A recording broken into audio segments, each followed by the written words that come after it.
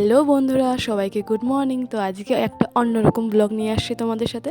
তো আমি যাচ্ছি সকাল সকাল আজকে ইসলামপুরে। এখানে সব বিউটিশিয়ান মেকআপ আর্টিস্টদের ফেসবুক থেকে ইনভাইট করা হয়েছে সেমিনার অ্যাটেন্ড করার জন্য। খুবই সুন্দর করে তারা ওয়েলকাম করলো সবাইকে।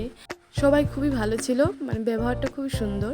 মনে হচ্ছিল না যে আমি প্রথমবার আসছি এই সেমিনারে। তারপর তো সবাই মিলে নাচ করলো। এই যে দেখো ম্যামটা, উনি হচ্ছেন